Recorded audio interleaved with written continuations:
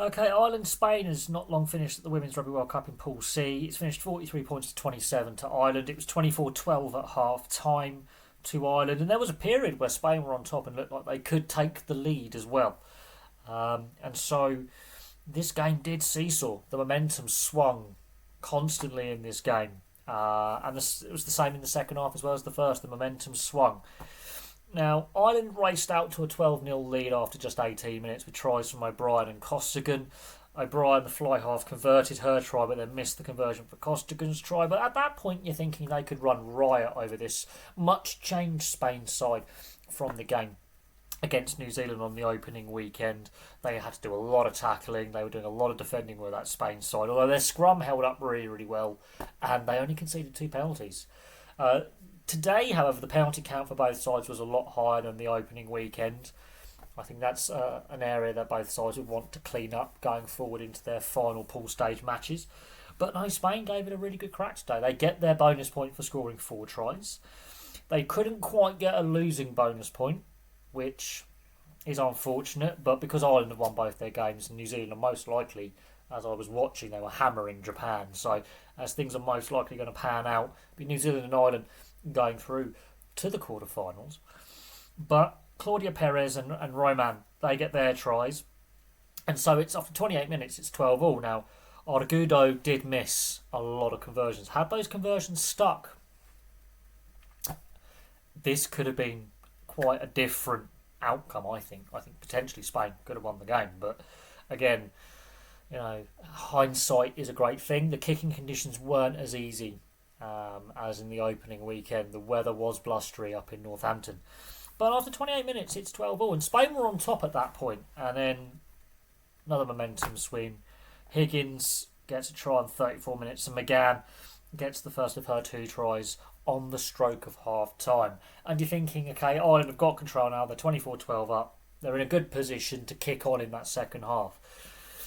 Except the start of the second half was all Spain for the first 5 minutes. Ireland make an absolute mess of dealing with that opening kickoff, which ultimately leads to Peña's try on 43 minutes. Ireland completely, much like England have had struggles, did not deal with a kickoff reception.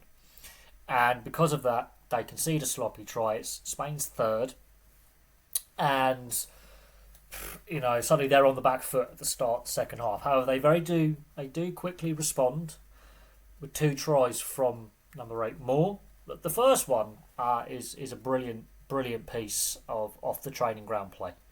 That is off the training ground play off a line out, 45 minutes, within 2 minutes of conceding a sloppy try, really, from that kick-off and then being on the back foot.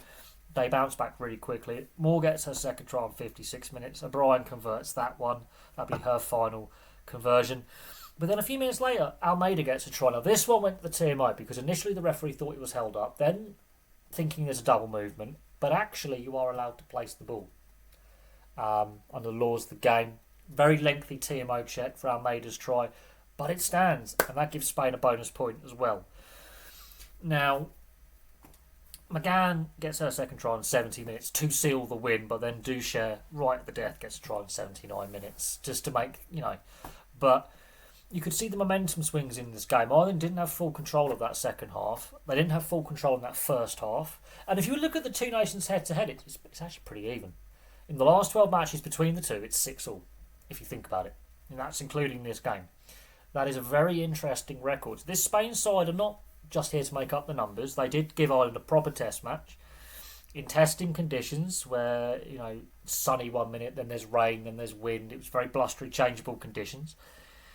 But that was a proper test match. And if Spain's goal kicking, let's say they got all 5 conversions, was better, well, suddenly we're having a different discussion. It would have been 43-41. It would have been going right down to the wire. Same with Ireland if their goal kicking had been better as well. These are hindsight things. They were difficult kicking conditions, but we've had another thriller. Admittedly, I didn't do a match review of Australia-USA last night, but that went down pretty much to the final minute and was a 31-point tie, 31-all tie.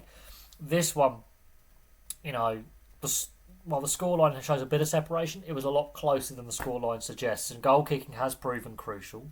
But both sides get bonus points. And It's all said and done. Spain were good value for money today. They really tested the Irish, and there's elements in the Irish game which will cause some concern going forward. And if Ireland are to progress deep into the tournament and get past the quarter-final stage, they're going to have to tidy up some areas with handling, the penalty count, and kick receptions. Ironically, very similar to England. They had trouble with kick receptions off kick-off. So there's areas for improvement for Ireland. Spain can be, apart from goal kicking, I think they actually played quite well. Their penalty count was a lot higher, I will say, than against New Zealand. So that's an area of concern going into the game against Japan because of the speed the Japanese want to play the ball out of the ruck and how they were getting pinged for penalties. But their scrum is pretty good. Their line-out work's pretty good. They're a well-drilled team. You can see the fitness is there. They're a very fit team as well, considering some of their players play in England and play club rugby in France as well. But it's just getting that more consistent test matches outside of the World 15 and the European Championship. It's just getting them more test matches, again, as a developing nation. Although, again, their record against Ireland is pretty even, which tells you a lot about where Ireland have been in the past, where Ireland are now. But Spain have always, played rugby at a decent level internationally in both the men's and women's.